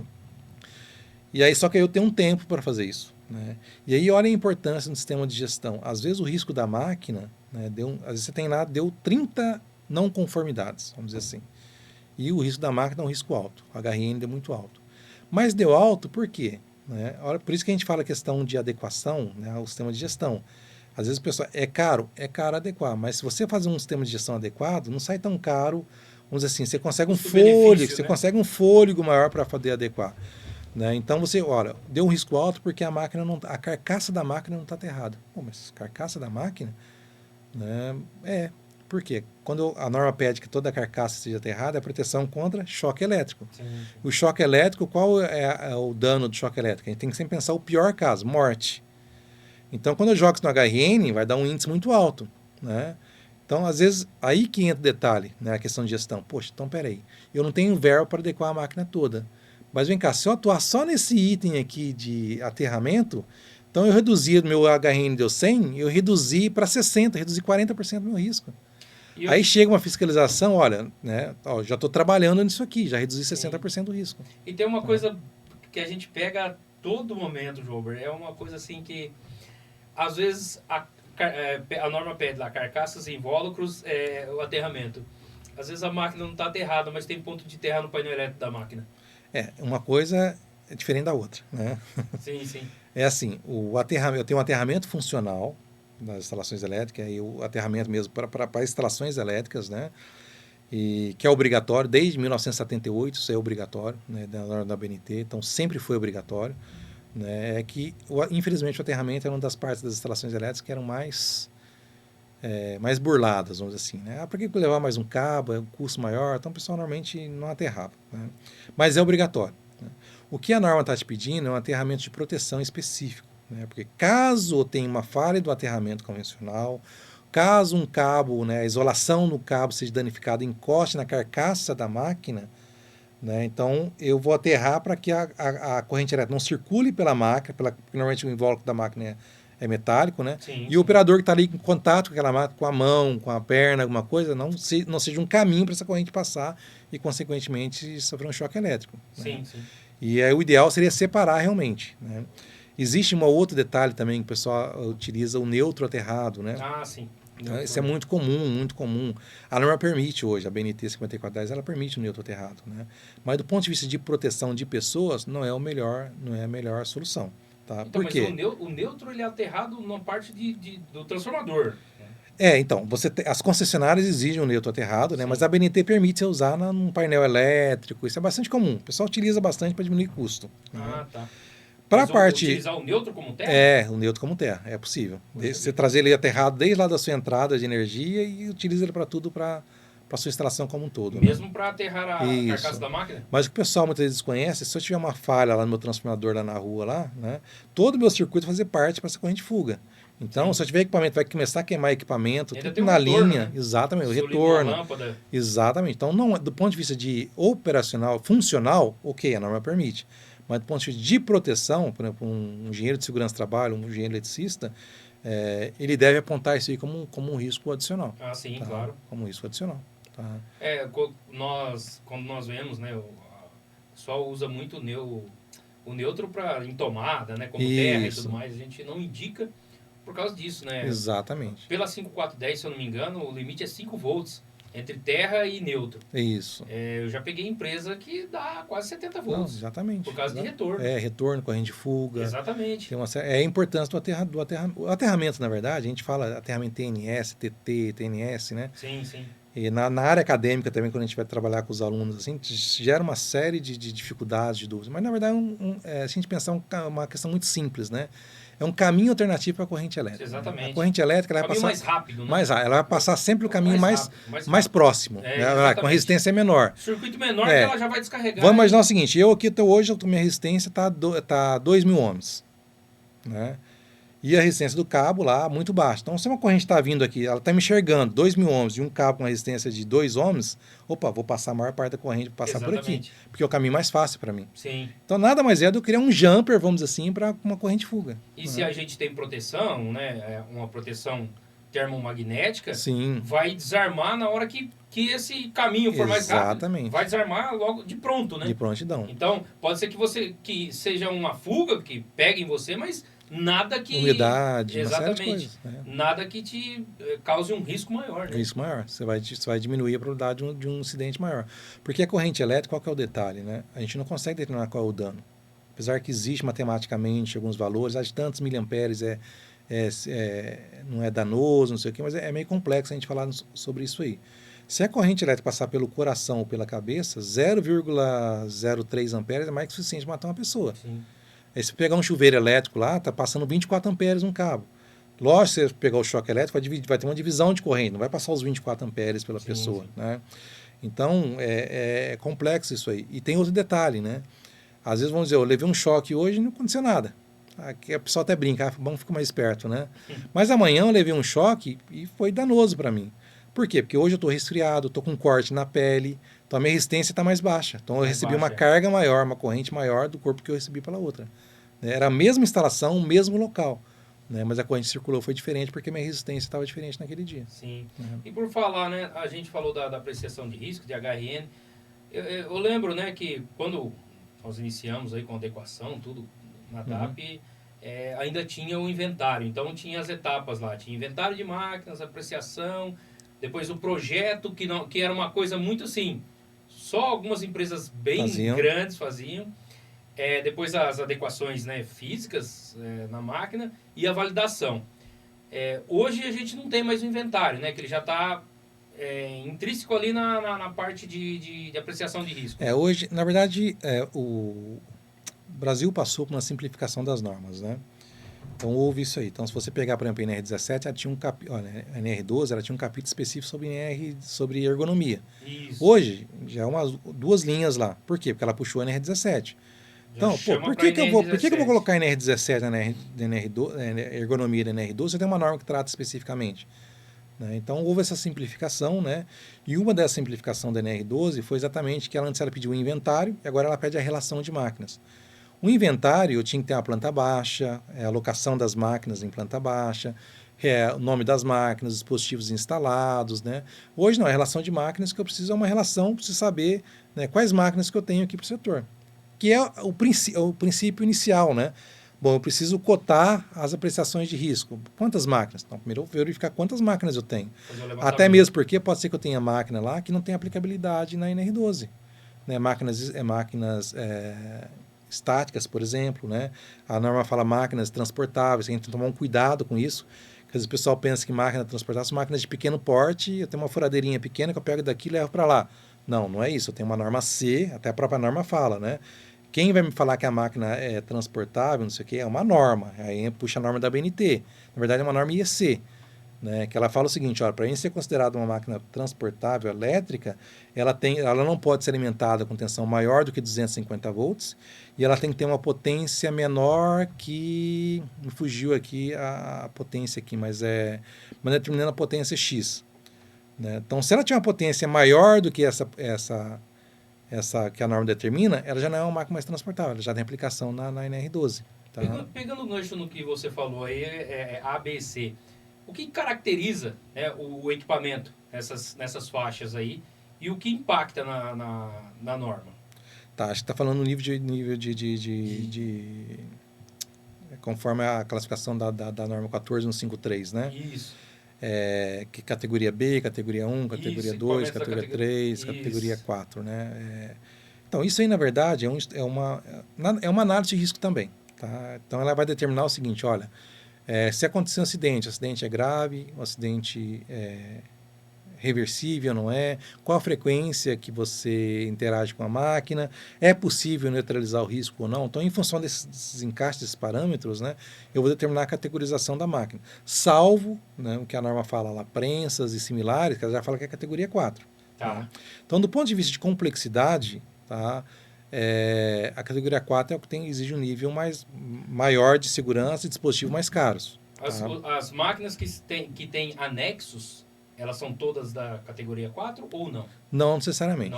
Não necessariamente. O anexo foi criado porque é um tipo de máquina... Então, específico, é uma máquina... tudo igual e tem um conjunto de procedimentos para elas. Procedimentos para elas, para simplificar. Né? Mas mesmo assim, tem que tomar cuidado, né? Porque às vezes o anexo puxa o corpo da norma, né? E aí olha a importância de não ser meros leitores de normas, né? Porque eu tenho uma portaria, na verdade acho que não é uma portaria, mas do próprio Ministério do Trabalho que te fala da questão de classificação. Né, de normas. Então, quando uma norma conflitar com a outra. E ela fala, inclusive, de anexos. Né? Qual que prevalece? Vamos imaginar assim, eu tenho NR18 e a construção civil. Então, se a NR18 falar, por exemplo, né, que a máquina no canteiro de obra tem que entender esses requisitos, e a NR12 falar diferente disso, qual que tem prioridade? É a NR18, que é a norma setorial. Certo. Entendeu? Então, eu tenho uma norma, eu tenho uma portaria que me fala isso. Né? Então, por isso que a importância da gente entender do profissional habilitado, profissional competente para poder avaliar e analisar isso aí. Então, às vezes, não é porque eu tenho que atender na R12, eu tenho que atender na R18. Sim. E aí dentro dessa portaria, ela tem ainda a questão dos anexos. Olha, se eu tenho um anexo, se o anexo fala isso, mas o corpo da norma fala isso, qual que eu tenho que atender? Né? Então ela vai me determinar os parâmetros, quais são os requisitos que eu vou estar utilizando. Entendi. E quando falamos das etapas aí, mas o Grupo DAP nós conhecemos bastante da etapa de adequação e projeto, mas a etapa de análise de risco, né, apreciação de risco e validação. Qual é o profissional que pode fazer a validação, que pode assinar e ser responsável por aquele documento? Tá, vamos lá. Quando eu falo assinar, eu estou falando de habilitação. Né? Quem habilita o profissional? O conselho de classe. Certo. Tá? É a mesma coisa, por exemplo, o advogado. Né? Se o advogado não fizer lá a prova da OAB passar, ele não pode advogar. Né? Ele continua sendo, ele tem a formação, tem, mas ele não pode advogar. Né? E é a mesma coisa no conselho. Então, hoje, estou falando do CONFEA aqui, Conselho Federal de Engenharia, né? Mas hoje a gente tem o Conselho dos Técnicos também, que é a mesma analogia. Tá? Mas é o Conselho de Classe que vai determinar quem são os profissionais que têm essas atribuições. Tá? Análise de risco, né, você entende que eu posso treinar a minha equipe, né? Eu posso treinar em si. Mas quem tem atribuição para assinar qualquer análise de risco é o engenheiro de segurança do trabalho. Então não sou eu que falo, eu tenho uma legislação específica lá do Conselho de Classe que me fala isso. E lá não estou falando só de engenheiro de segurança, tem o engenheiro agromissor, o engenheiro civil, modalidade, o engenheiro eletrônico, engenheiro de automação, engenheiro mecânico. Então tem as atribuições desses profissionais, né, que podem executar essa determinada tarefa. Né. Aí que o pessoal confunde um pouco. A análise de risco é a atribuição do engenheiro de segurança do trabalho. Poxa, mas o engenheiro de segurança do trabalho não é uma engenharia, é uma especialização. Perfeito. Mas é a única especialização que te dá um outro título de engenharia. Então, vamos imaginar, eu sou formado em engenharia ambiental. Eu tenho todas as atribuições de engenheiro ambiental, mas eu fiz especialização em engenharia de segurança do trabalho. Eu não sou especialista em engenharia de segurança do trabalho. Eu sou engenheiro de segurança do trabalho. Isso é uma legislação federal que é a única especialização que te dá outro título de engenharia. Por isso que somente profissional na área de engenharia pode fazer especialização em engenharia de segurança do trabalho. Né? Precisa ter uma engenharia para fazer especialização. Tem, porque senão, imagina, eu formei em administração, vou fazer especialização em engenharia de segurança do trabalho, sou engenheiro de segurança. Então, sou engenheiro também? Não, não é. Né? Então, tem uma série de restrições aí, né, didáticas, com o MEC, tem algumas recomendações em função disso aí. Né? Mas qual é a confusão do pessoal? Quem faz análise de risco é o engenheiro de segurança do trabalho. Outra confusão. A análise de risco não é para especificar dispositivo e não é para especificar a solução. A análise de risco é para identificar o perigo, né, verificar o risco em função da probabilidade, das intervenções e avaliar isso. Essa é a análise de risco. Né? Então, lá na análise de risco, vai falar assim, você precisa neutralizar esse acesso. Qual vai ser a solução? Aí é engenharia convencional. Aí entra o projeto. Se a solução for uma questão mecânica, é o profissional na área de mecânica ou o engenheiro civil, dependendo da atribuição, que vai poder projetar. Se a intervenção na parte mecânica, é um engenheiro de automação, é um engenheiro de elétrico que vai estar especificando. Aí vira multidisciplinar as adequações. Porque a gente vê muito isso nas empresas, eu quero uma análise de risco já com as adequações, já com as recomendações. Isso é um tiro no pé. Sim, né? sim. Primeiro com o engenheiro, por quê? Vamos imaginar o seguinte, eu sou engenheiro de segurança, eu tenho atribuição para fazer análise de risco. Mas a minha formação é engenharia ambiental, eu não posso falar que você tem que fazer tal coisa para a parte de elétrica, eu não tenho essa atribuição. Né? E aí outro tiro no pé também. Vamos imaginar, eu estou lá, você é meu amigo, você me contratou para ir lá fazer a apreciação de risco. Fui lá na máquina, olha, preciso neutralizar o acesso aqui. Pô, eu vou chegar, olha, coloca uma placa de policarbonato aí. Beleza? Neutralizei o acesso? Neutralizei. Né? E isso já aconteceu no Ministério da Delegacia Regional do Trabalho. Vou até citar um exemplo clássico aí. Né? Só que tudo bem, placa, qual é a espessura da placa? Se eu tiver projeção de material dentro daquela máquina, eu preciso especificar, algum engenheiro, algum profissional tem que especificar isso para mim. Porque eu vou lá, compro uma placa de policarbonato qualquer, espessura, de repente tem uma projeção de material que fura aquilo, Sim. E aí você vem, você que falou para mim. Né? Então isso está totalmente errado. Se você pegar a apreciação de risco, que determina qual é a solução, eu diria que o engenheiro não está sabendo o que está fazendo, o engenheiro de segurança trabalho que está assumindo a responsabilidade que não é dele. Né? E se a empresa for pelaquela solução, ela está cometendo um outro risco pior ainda. Né? Que está pensando que está protegido e não está. Como a gente falou do projeto, a apreciação de risco é um norte para desenvolver a solução. Exatamente. Para desenvolver a solução e determinar prioridade. Aqui o risco é alto, você precisa priorizar isso aqui. Exatamente, né? Exatamente. E já teve casos, tá, de clientes, né, que a gente fez a apreciação de risco, o cara fez a adequação, né, a gente fez a validação que estava correto, não sei o quê, levou, o cara estava com TAC, né, quando levou lá o book lá para o fiscal, na delegacia regional de trabalho, o cara, cadê o projeto? Quem me garante que essa proteção tá correta? Tá bom, eu verifiquei aqui que você neutralizou o risco, foi ter validação, mas quem me garante que isso aqui tá correto? Então, hoje, né, a fiscalização ela já está mais atenta à questão do projeto. Né? E aí, volta a falar, o projeto é atribuição profissional. Né? Então, adequação mecânica, engenheiro mecânico, adequação elétrica, o pessoal da parte elétrica. tem uma questão de procedimento, alguma coisa, então vamos ver qual é o procedimento, que envolve várias áreas. Né? Da mesma forma, quando contrata uma empresa, por exemplo, na área para adequar. Se eu estou fazendo adequação mecânica e elétrica, né, a empresa ela tem que ter o profissional da mecânica e de elétrica para ser responsável técnico. Porque o que acontece muitas vezes, outra dúvida? Mas a minha empresa está registrada no CREA. Ok. O CREA aceita qualquer... Se você tem lá... O que acontece? Quando você vai registrar no conselho, que é quem te habilita, né? Você não pode ir no mercado fazer qualquer tipo de engenharia. Tem que ser... Né? Tem que ser, se é uma empresa de engenharia, tem que ser porque tem uma lei federal que você tem que estar registrado no conselho. Né? Então, cheguei lá, levei o meu contrato social. Meu contrato social está lá que eu falo engenharia, que eu faço projeto civil, mecânico, elétrico, posso colocar tudo que eu tenho no meu contrato social, ok, é isso que eu pretendo vender no mercado. Mas eu fui lá no CREA, levei meu contrato social e o CREA, quem é o engenheiro responsável? O engenheiro fulano de tal. Aí o CREA vai pegar a ficha dele, ver, mas ele só tem atribuição para parte civil. Então eu vou registrar a sua empresa aqui, mas a atribuição profissional da sua empresa é a mesma atribuição do profissional responsável técnico seu. Né? Então você pode estar registrado, tem o CREA, tem, mas somente para obras civis. Não, eu apresentei um engenheiro civil e um engenheiro eletricista, que vai te dar atribuição para a parte civil e elétrica. Não posso fazer mecânico? Não pode. Mas eu não posso nem pegar um projeto. Você pode pegar e terceirizar um engenheiro mecânico, vai lá e valida para você, tudo bem. Tá? Mas a sua atribuição perante o CREA é de acordo com aqueles profissionais seus que você tem lá. Então, a gente tem que tomar alguns cuidados, né, com a RT emitidas, principalmente. Em auditoria é muito comum a gente pegar isso, tá?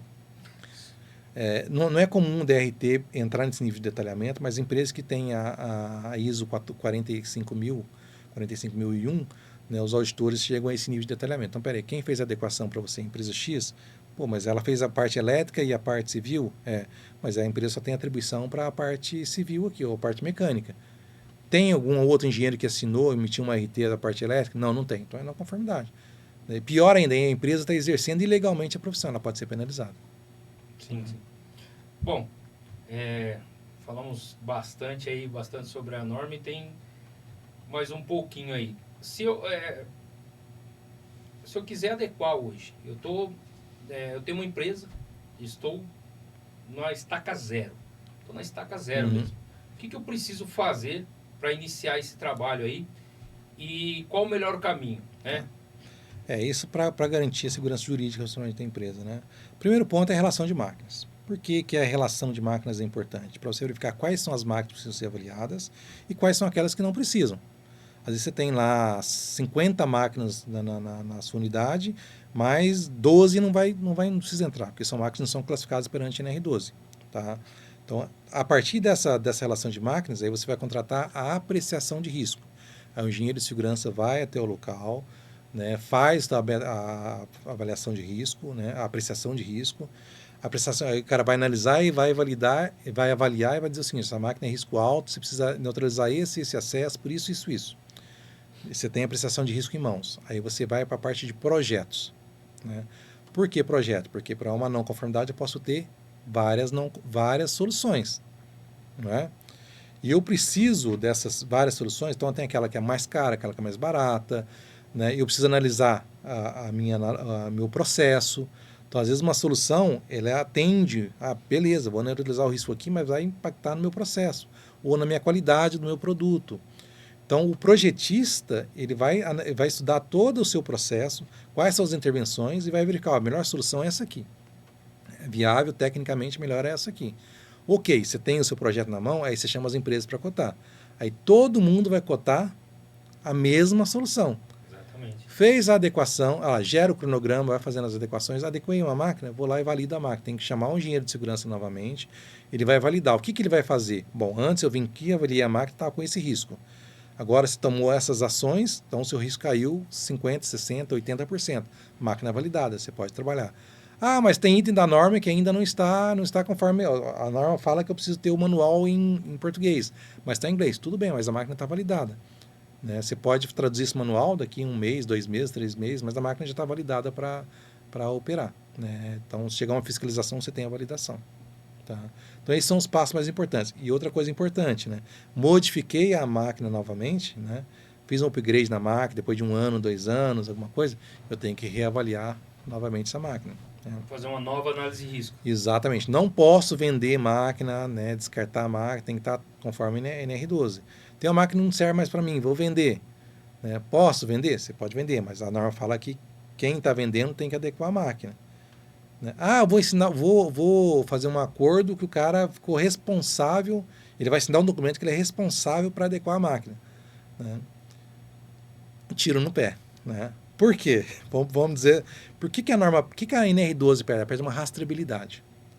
Se você pegar máquinas novas hoje, tem que ter inclusive o registro lá do CREA da empresa fabricante da máquina. Né? Então vamos imaginar que você vendeu uma máquina que não está adequada, né? Mas você vendeu lá para a empresa B, ela comprou, né? E ela assumiu o termo, assinou um termo com você lá que ela era responsável pela adequação. Não fez a adequação, né? Ou ia fazer e de repente, nesse meio termo, alguém se acidentou, um acidente grave. Vai uma fiscalização. Ele fala, de onde você comprou essa máquina? Comprei de fulano de tal. Aí ele vai lá no fulano, você vendeu essa máquina para ele? Vendi.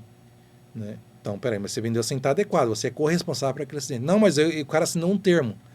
Esse termo, na verdade, o que o cara está fazendo? Ele está assinando o termo que ele fez coisa errada. Sim. Ele assinou o termo que ele não regularizou a máquina. Né? Então, pode ser um tiro no pé. Né? Então, como eu falo, é um sistema de gestão que a gente tem que tomar um cuidado. Então, tem que estar com os profissionais adequados para apoiar a empresa nesse momento. Não quer dizer que você precisa contratar fora, lógico, não é isso. Né? Sim, se eu tenho um profissional de área de segurança do trabalho, né, que pode... fazer as análises de risco, né? Se eu tenho um pessoal interno, ok, tudo bem, né? Mas aí seja documentado, emitido a ART, anotação de responsabilidade técnica. Que tem experiência também, né? Que tem experiência. Não só ser engenheiro de segurança, mas que tenha a vivência ali com o processo da Exatamente, NR12, né? Porque assim, como eu falei, a gente fala NR12, mas como eu falei, essa NR12 ela vai multiplicando normas. Então, se eu tenho uma máquina que está numa área classificada, uma área potencialmente explosiva, eu tenho alguns requisitos. Se essa máquina ela é da empresa, ela é uma máquina que está localizada numa empresa farmacêutica, eu tenho que observar as RDCs da Anvisa. Né? Se essa máquina, se eu tenho trânsito de empilhadeira, eu tenho riscos adicionais. Então, ela acaba puxando a NR17, a questão de ergonomia, NR26. Se a máquina está instalada no canteiro de obra, vai puxar a NR18. Né? Se ela é, por exemplo, uma máquina voltada para o agronegócio, não tem a norma específica. Então, é importante ter esse conhecimento, né? O profissional saber o que está fazendo. Né? E também os profissionais querem entrar nessa área. Né? Então, eles têm que se capacitar, entender, né? Pegar as metodologias. Hoje tem muito material disponível, por exemplo, o seu próprio... Né, o que a DAP faz aí, divulgar os materiais, divulgar as soluções, isso já é um bom caminho, né, para os profissionais estarem se capacitando, aprendendo, né, e é um mercado aberto para todos. Né? Sim, claro, tem oportunidade. Eu costumo dizer para todos, né, sol brilha para todos. Né? Exatamente.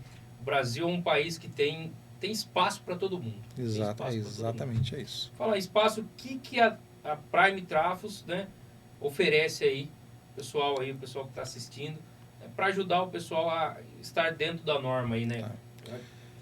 Começar a praticar aí, né? Dá um pontapé inicial que corre, né? Bom, a Prime Trafos oferece também todo o serviço de documentação, né, completo, inclusive a parte de gestão também, acompanhamento, né, de adequação. Então, a gente, desde a parte de relação de máquinas, apreciação de risco, validação de segurança, elaboração dos manuais, né, das máquinas e equipamentos, elaboração de procedimentos.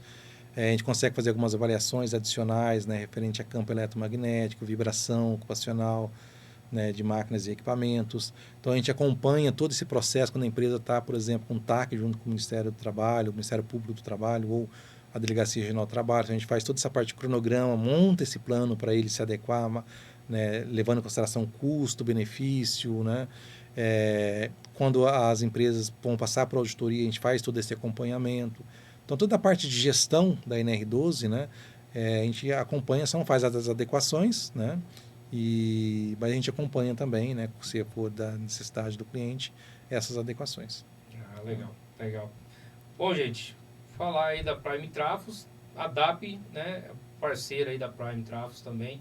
Nós trabalhamos aí com projeto e adequação. Então, se nós falamos de 4 etapas aí que, né, análise de risco, projeto, adequação e a validação, nós fazemos aí, né, o projeto e a adequação física aí da sua máquina eletromecânica, tá?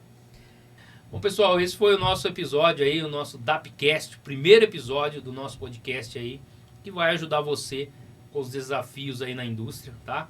Tivemos aqui com o Jober, grande profissional, agradeço imensamente, Jober. Obrigado. E as portas estão abertas para você, e vamos falar sobre muito mais assuntos aí. Com certeza, agradeço a oportunidade, espero ter contribuído aí para um pouquinho de conhecimento pessoal. Oh, com certeza. Pessoal, não se esqueça, hein?